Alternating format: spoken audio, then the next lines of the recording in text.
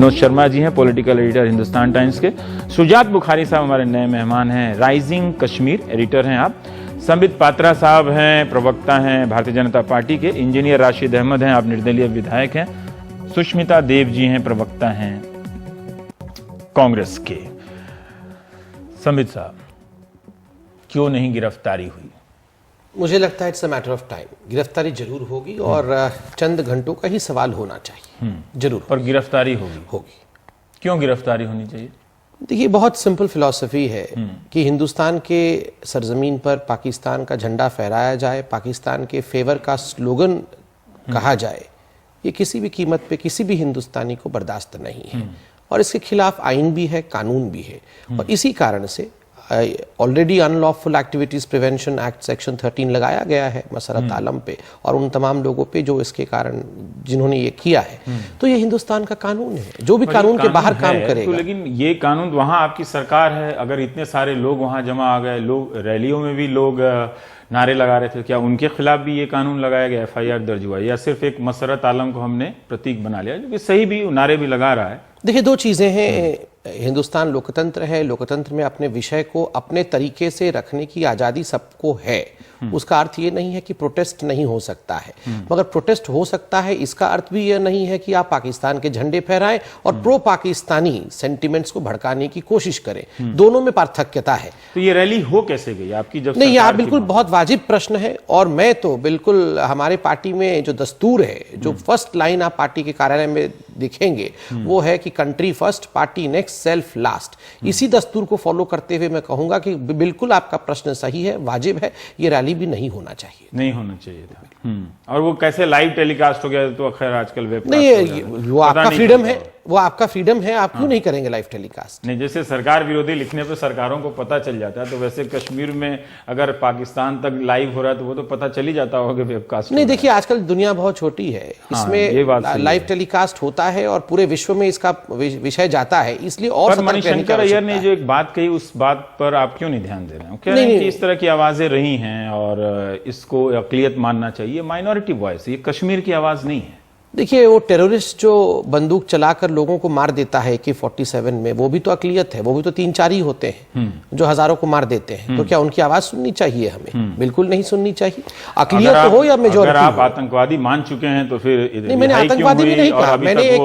मैंने एक सेमिली ड्रॉ किया, मैंने एक एग्जाम्पल, उदाहरण ड्रॉ किया कि चाहे वो कम में, बदमाश हमेशा कम में होते हैं, उसका अर्थ ये नहीं होता कि उनकी आवाज को, ठीक है, अगर रिफॉर्म कर सके वो अलग विषय है। देव जी, सुष्मिता देव जी हैं, कांग्रेस से प्रवक्ता हैं।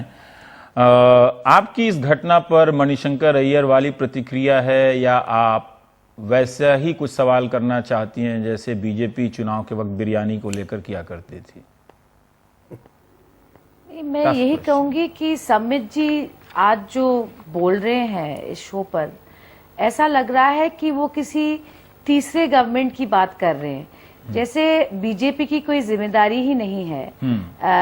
मैंने सदन में राजनाथ सिंह की जो भाषण था, वो मेरे को आज वो याद आ रहा है कि आक्रोश हमें भी है, कि सिर्फ ऑपोजिशन को नहीं, आक्रोश हमें भी है।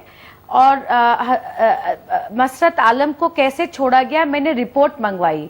पर सच्चाई ये है कि 4 फरवरी को जब होम सेक्रेटरी जी ने चिट्ठी लिखा था जुडिशियल मैजिस्ट्रेट को कि ये डिटेंशन ऑर्डर लैप्स हो रहा है, तब जम्मू एंड कश्मीर में प्रेसिडेंट्स रूल था। इसका मतलब सेंट्रल गवर्नमेंट की जिम्मेदारी थी। तब मसरत आलम को छोड़ा गया। तब मुफ्ती मोहम्मद सईद ने कहा था और उनकी बेटी ने कहा था, जो सांसद है, कि it is a healing touch, it is a healing touch. Rajnath Singh ने कहा था कि देश के हित में हम पहले काम करेंगे, बाद में पार्टी और उसके बाद सेल्फ, जो संबित पात्रा जी कह रहे हैं। तो सवाल ये उठता है कि बीजेपी की जो अब इस वक्त जो आवाज है, वो ऐसा लग रहा है कि वो किसी और के बारे में बोल रहे हैं, जबकि PDP और बीजेपी की सरकार है। He should be answerable. वो सवाल पूछ रहे हैं, उनको जवाब देना चाहिए कि क्या हो रहा है।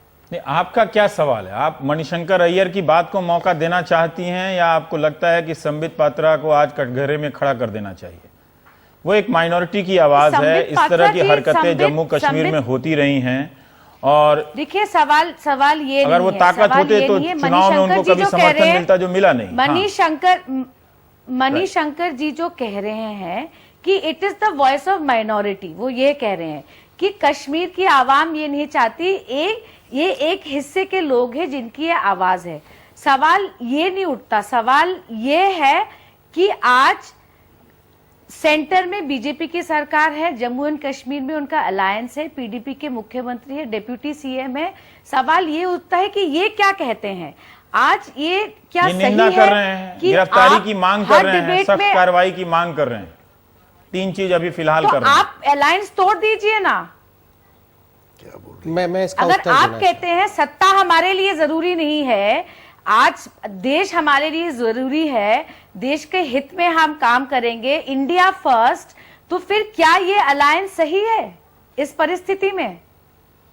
मैं बड़े देखिए, प्रवक्ता तो मैं बीजेपी का हूं और मैं बीजेपी के पक्ष को रखूंगा, मगर आजकल मुझे लगता है अलायंस तोड़ दीजिए। उन्होंने नहीं, मैं कहा। उसका उत्तर दे रहा हूं और बड़े गंभीरता से देना चाहूंगा। ये तू मैं की डिबेट्स क्या ये हम विषय कर भी नहीं नहीं रहे हैं। है, मेरा इसलिए मैं वैसा चाहूंगा फेवर भी नहीं है आज। नहीं, इसलिए मैं चाहूंगा कि देखिए आजकल पॉलिटिक्स में एक बहुत 2 अहम शब्दों का कमी है, वो है एक पेशेंस और एक मैच्योरिटी। हम लोग में ना तो पेशेंस है क्योंकि हमें जल्दी से लोगों को आपने जीतना कहा था, है, विपक्ष में और जब आप थे तो जिसने नहीं, बिरयानी नहीं मांगी, आप आप रैली में बिरयानी बिल्कुल कहते ठीक रहे। कह रहे हैं, मगर यहां मेरा स्टैंड डिफरेंट रहेगा बनिस्बत कांग्रेस का। जब वो सरकार में थी, मैं सुष्मिता जी के कुछ बातों से सहमत हूं कि मैं आज ऐसा लग रहा है मानो थर्ड पर्सन से मांग रहा हूं। क्यों आपको ऐसा लग रहा है कि आज आप फंस गए? नहीं, इतना गिल्ट मैं क्यों हो रहा है? फंसा नहीं अपराध हूं, बोध मैं क्यों हो फंसा रहा है? नहीं हूं क्योंकि नहीं, अपराध बोध क्यों लग रहा है? मुझे विश्वास है पार्टी पे, मुझे विश्वास है सरकार पे, इसलिए मैं फंसा नहीं हूं। मगर सुष्मिता जी का ये पॉइंट है कि कहीं ना कहीं ऐसा लग रहा है कि मैं थर्ड पर्सन से डिमांड कर रहा हूं, मगर मुझे ये भी आश्वासित एक तरह से तो वो सही कह रही हैं। नहीं, इस इसलिए मामले मैं में वो उनको सही कह आश्वास- रही हैं कि भाई जब इसलिए मैं आपकी कहूं- सरकार है तो आप तो आए थे कि हम एक्शन वाली बिल्कुल, सरकार और में हैं। इसलिए मैं कहूंगा कि एक्शन चंद- बताइए, क्या सुष्मिता वो जी- गिरफ्तार सुष्मिता हुआ? जी, मैं आपको घेरने की कोशिश बिल्कुल नहीं करूंगा। अगर मैं उस कहूंगा- रैली में लगा तो क्या आप गिलानी को भी आश्वासित- गिरफ्तार करेंगे, मैं मसरत आपको को भी गिरफ्तार आश्वासित करेंगे? करता हूं, चंद घंटे इंतजार करिए, जरूर पर सर, सलाखों के आपने पीछे सीएमपी में ऐसा कहा है कि आप अलगाववादी ताकतों से बात करेंगे, जो वाजपेयी जी ने शुरू किया था, तो क्या आप इन लोगों से बात करेंगे ना? 2-3 चीजें जब आप ये कह रहे हैं तो आपको पता है कि ये पहले से कैसे नारे लगाते रहे हैं। रवीश जी, हमने कहा था कि हम अलगाववादियों से बात भी करेंगे और एक स्टेप बढ़ के हमने तो एक अलगाववादी को मंत्री भी बनाया, क्योंकि वो मेन स्ट्रीम से जुड़ना चाहते हैं। हम चाहते हैं हर कोई मेन स्ट्रीम से जुड़े, मगर अलगाववादी से बात करेंगे इसका अर्थ ये नहीं है कि वो अलगाववादी प्रो पाकिस्तानी स्लोगन करके लोगों को भड़काएगा और वो अलगाववादी पाकिस्तान का झंडा फहराएगा। ये तो हमने सीएमपी में नहीं कहा है। बुखारी साहब, मैं तो कश्मीर के बारे में व्हाट्सएप पर फैलाए जा रहे अफवाहों से, सांप्रदायिक अफवाहों से ही ज्यादा जानता हूं और समझता हूं।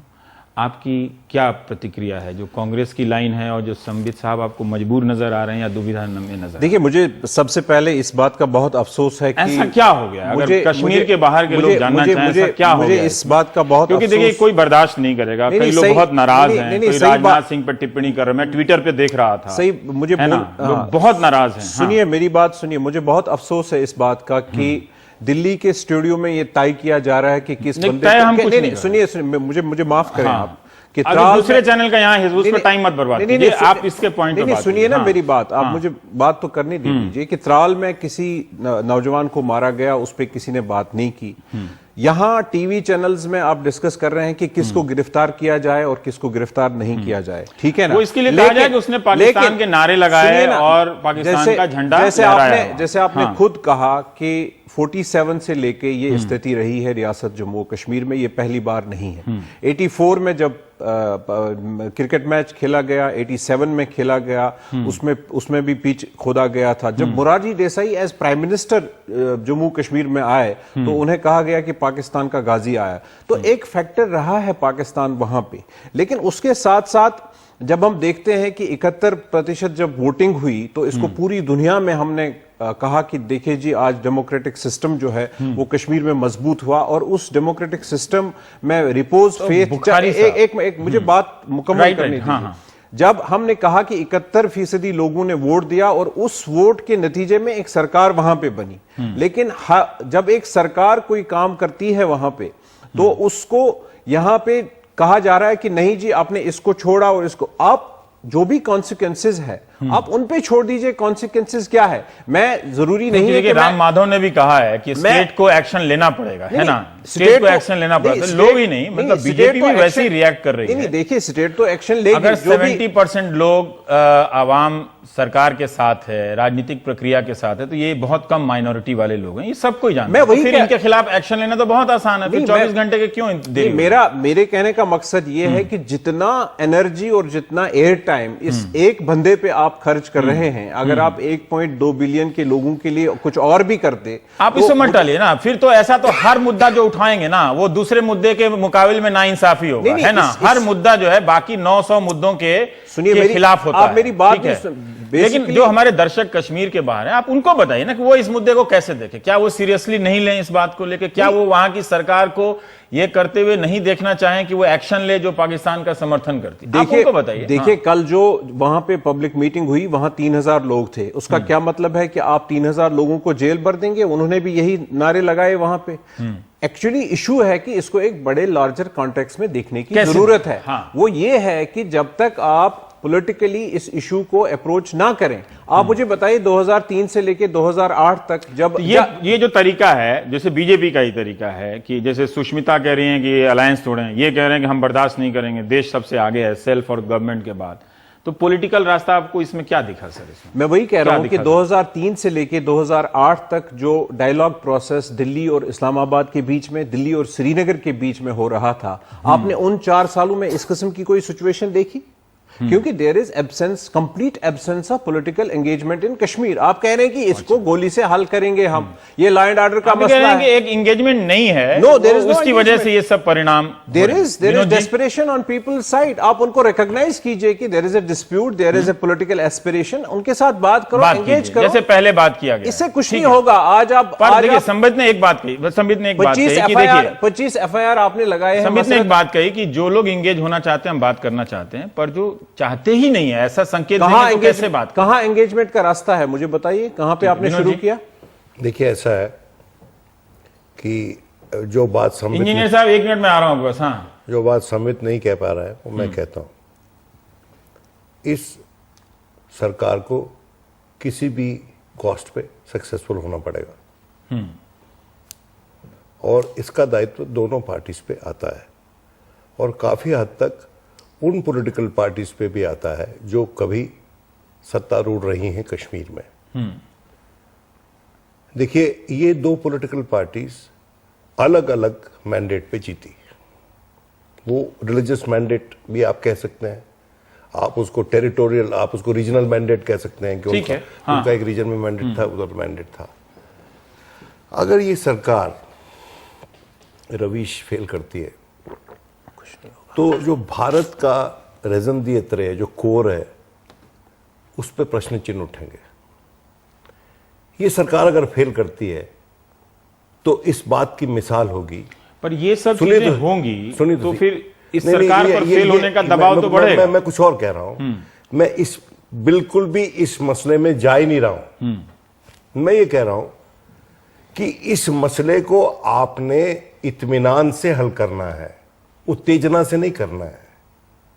किसी एक आदमी ने वहां झंडा लहरा दिया, ये 3000 बोला गया है, मेरी नॉलेज ये है कि वहां पर 1500 से 2000 लोग, ठीक है, जितने भी हो। हाँ, उसने झंडा हिलाया, हमने पहली बार नहीं देखा है, लाल चौक में 20 बार देखा है हमने होते हुए। ये इस सरकार को इसलिए सक्सेसफुल करना है कि जो आइडियोलॉजिकल फेस ऑफ है हमारे और पाकिस्तान के बीच में, कि हमारा हक कश्मीर पे है या नहीं है और उनका हक कितना बनता है कश्मीर पे, उसका जवाब इस सरकार को सकारात्मक तरीके से चला के देना है।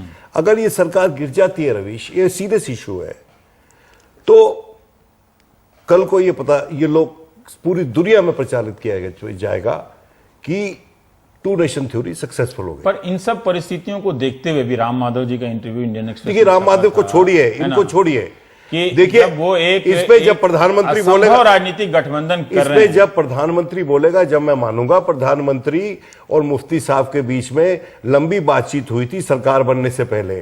उस बातचीत का ब्यौरा मुझे नहीं पता है, लेकिन अगर उस बातचीत का ब्यौरा यह है कि हमने इन एबरेशंस को भटकाव को नजरअंदाज करते हुए नजरअंदाज कर ये सरकार चलानी है। देखिए, मैं कोई भारतीय जनता पार्टी का बहुत बड़ा प्रशंसक नहीं हूं, लेकिन मैं ये मानता हूं कि राष्ट्र हित में ये सरकार चलनी चाहिए। के पास नहीं गया हूं, बुखारी साहब भी कह रहे हैं कि भाई पहले होता रहा है। देखिए, एक मेरे पास एक सुविधा है कि मैं भी भड़क कर आपसे सवाल पूछूं कि उसे अभी तक क्यों नहीं गिरफ्तार किया गया है, और बिरयानी वाला आप उसको गिरफ्तार करके हीरो बनाएंगे, क्या जरूरत है उसकी भाई? लेकिन फिर भी ये एबेरेशन आप क्यों, जो विनोद ये बात कह रहे थे? नहीं, पहली बात तो है, प्रधानमंत्री जी ने मुझे लगता है एक बहुत स्पष्ट बयान दिया था जब उन्होंने कहा था कि मैं भी देश के आक्रोश को शेयर करता हूं, और मशरत आलम वाले केस में ही दिया था। नहीं, समित एक बात मैं बोलता हूं बीच में, प्रधानमंत्री ने अभी हाल ही में ये कहा है कि ये भारत के इतिहास में सबसे अहम पॉलिटिकल एक्सपेरिमेंट है। आप उस वक्तव्य पे जाएं, दूसरे पे मत जाएं। और चूंकि ये सबसे इंपॉर्टेंट पॉलिटिकल एक्सपेरिमेंट है, तो इसको राष्ट्रहित में सक्सेसफुल करना पड़ेगा, भले इसकी शोहरत पीडीपी को मिले, बीजेपी को मिले, लेकिन कश्मीर पे सेकुलर इंडिया का जो अधिकार है, जो हमारा आर्गुमेंट है वहां पर कि जिसको वो कोर डिस्प्यूट कहते हैं, वो हमारे नेशनहुड के कोर पे है।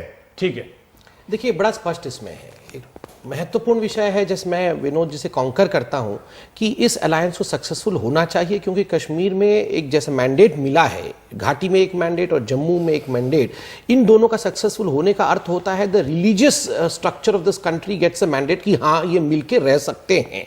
इसलिए मैंने दो शब्द कहे थे, पेशेंस और मैच्योरिटी, इन दोनों की बहुत आवश्यकता है। मगर भी नहीं दिख रही ना, अगर आपने इतना साहसिक अलायंस किया है, तो आप भी अपने पुराने रेटोरिक के दबाव में क्यों बहते हैं? आप भी नई बात कीजिए, जैसे मणिशंकर अय्यर कर सकते हैं डिफेंस, वैसे आप नई बात क्यों नहीं कर सकते? अपने कॉन्स्टिट्यूंसी को क्यों नहीं समझाते? क्यों आपके कॉन्स्टिट्यूंसी से समर्थन रखने वाले लोग पता नहीं कौन कौन इस तरह के व्हाट्सएप पे मैसेज फैला रहे हैं? इसमें दो चीजें, बड़ा मैंने आपको शुरू से ही कह दिया कि देखिए, आईन जो देश का है, कानून जो देश का है, वो सर्वोपरि है, उसको कोई भी उल्लंघन नहीं कर सकता है। देखिए, रोज सुबह जो हम बाइट देते हैं, law will follow its own course, कभी कभी तो दिल के अंदर खुश, मतलब हंसी सी आती है, रोज हम क्या कहते हैं, law will follow its own course, law must go to the golf. मगर जब हम सोचते हैं तो लगता है कि कितना महत्वपूर्ण सेंटेंस है। Definitely law should not go to golf course, उसे अपना कोर्स लेना चाहिए और ये देखना चाहिए कि जो कानून है वो सबके लिए बराबर। इंजीनियर साहब, मैं आपसे जानना चाहता हूं कि क्या इस अलायंस का इम्तिहान यह है कि मसरत आलम को अगले 24 घंटे में अगला प्राइम टाइम शुरू होने से पहले गिरफ्तार कर लिया जाए? नहीं, पहले मैं दो चीजें अर्ज करना चाहूंगा, अगर आप इजाजत दें तो। एक ये कि ये क्यों हुआ, और दूसरा जो हुआ क्या वो सही था या गलत था। ठीक है। 47 से लेकर आज तक हिंदुस्तान की सरकार ने, मरकजी सरकार ने अरबों रुपया कश्मीर में दे दिया, लोगों को अपनाने की बात की, लेकिन आज आपको एतराफ करना चाहिए कि we have failed to win minds and hearts of Kashmiri people. Have patience to listen me. मेरी ये गुजारिश है, अगर आप कहते हैं कि 71% वोट पड़े, 80% वोट पड़े, अलगाववाद, उग्रवाद, बाकी चीजें, त्राल में मानते हैं जो फौज ने कल वर्षन दिया, एक मिलिटेंट मारा गया, अगर वो मिलिटेंट था, लेकिन एक मिलिटेंट के मरने पर हजारों लोग क्यों निकल के आए?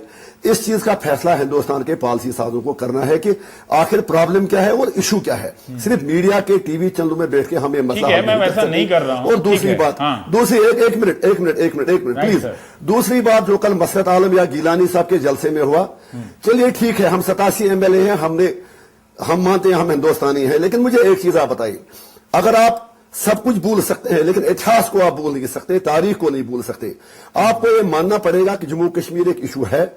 आपकी पार्लियामेंट की रेजोल्यूशन कहती है सारा कश्मीर हमारा है, पाकिस्तान कहता है कश्मीर मेरी शहरग है। हमने असेंबली में 25 सीटें रिजर्व रखी हैं, पाकिस्तानी आजाद कश्मीर जिसको बोला जाता है या पाकिस्तानी कब्जे वाला कश्मीर बोलते हैं, और पाकिस्तान कहता है यूनाइटेड नेशंस की रेजोल्यूशन है। जब आप यूनाइटेड नेशंस की रेजोल्यूशन देख लेंगे तो उस हिसाब से अगर कोई यहां ये कहे, उसमें आपके पास दो ऑप्शन है, या पाकिस्तान या हिंदुस्तान, और कुछ इलाका पाकिस्तान के कब्जे में है, कुछ इलाका हिंदुस्तान के कब्जे में है। मेरी ये राय है, आप सब्र से ये बात सुन लें, अगर कल पाकिस्तान वाले कश्मीर में कोई हिंदुस्तान जिंदाबाद कहता है तो यूएन रेजोल्यूशंस के हवाले से वो कोई गद्दार नहीं बनता। इसी तरह अगर इस वाले कश्मीर में कोई ये कहे कि कश्मीर को पाकिस्तान का हिस्सा होना चाहिए तो उस चीज से वो गद्दार नहीं बनता, सिर्फ हमारे चिल्लाने से। और जब तक आपने ये कहा 71% वोट पड़े, लेकिन वो वोट पड़े हैं सड़क के लिए, पानी के लिए, बिजली के लिए। क्योंकि जब लोग इलेक्शन में वोट मांगने के लिए जाते हैं, चाहे मुफ्ती साहब जाए, इंजीनियर रशीद जाए या पीडीपी जाए, हम सब लोगों से कभी ये नहीं कहते हैं कि अगर आप ये वोट हमें दे दोगे तो कश्मीर का मसला हल होगा। जो आपने मसरत आलम की बात की, माजरत से आपको एक अर्ज करता हूं जनाब, आज तक कोई ऐसा हादसा हुआ है कि उस तरफ के कश्मीर ने किसी ने पाकिस्तान हिंदुस्तान जिंदाबाद बोला हो? वहां पर क्या वो फ्रीडम है? देखिए मेरी बात सुन लीजिए आप ध्यान से। अरे शांति से सुने। अरे आप ही की बात कर रहे हैं, आप ही की बात कर रहे हैं।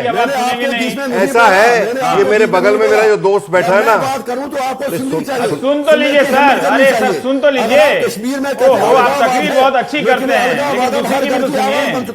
सुन लीजिए, ये कश्मीर में नाकाम हो चुके हैं, सुन लीजिए आप, कश्मीर में जंग हार चुके हैं। सुन लीजिए, वहां पर किसी ने हिंदुस्तान जिंदाबाद नहीं कहा। अरे भाई सुन तो लीजिए, अब बोले जा रहे हैं। सर सुन लीजिए ना। हाँ ठीक है, अरे धीरे कर देते हैं। चलिए अपने प्यार से सुन लीजिए। ये मेरे बगल में मेरा दोस्त बैठा है।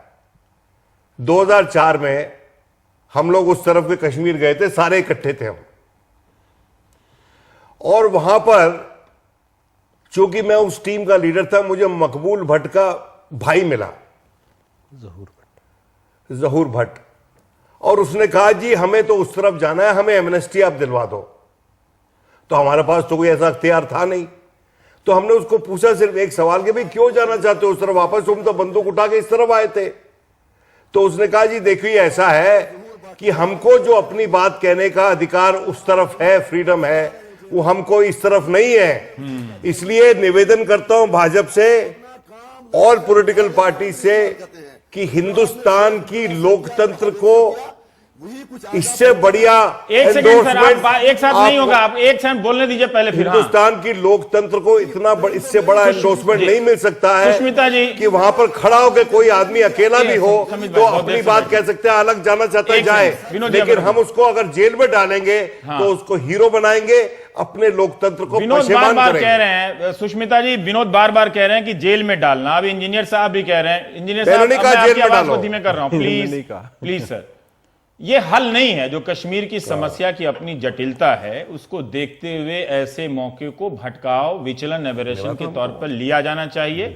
एक आलोचना से ज्यादा भावुकता के मुद्दे में नहीं बदलना चाहिए, जैसी गलती कभी बीजेपी करती रही है, अगर वो गलती है तो। रवीश जी मैं वक्त कम है, सिर्फ एक चीज कहना चाहती हूँ। अगर प्रधानमंत्री जी ने कहा है कि this is a new experiment, अब सवाल ये उठता है कि जम्मू एंड कश्मीर का भविष्य क्या है इन द नेक्स्ट 5 years। एक चीज का सिर्फ जो आशंका मुझे नजर आती है कि अगर राइट हैंड कहे कि लेफ्ट हैंड को नहीं मालूम क्या हो रहा है। आज इस डिबेट में हो या जो राजनाथ सिंह ने सदन में भी कहा है कि हमें इस बात की कोई नॉलेज नहीं थी, हमें मालूम नहीं था ये कैसे हुआ, हमें नहीं मालूम। आज जो राम माधव जी कह रहे हैं उनके दिल में भी आशंका है कि भविष्य में क्या होगा। तो ये ट्रस्ट डेफिसिट, मैं आशा करती हूं कि अगर ये अलायंस नेक्स्ट 5 years चलनी है जम्मू एंड कश्मीर के भविष्य के लिए, ये ट्रस्ट डेफिसिट का हटना जरूरी है फॉर बीजेपी एंड पीडीपी।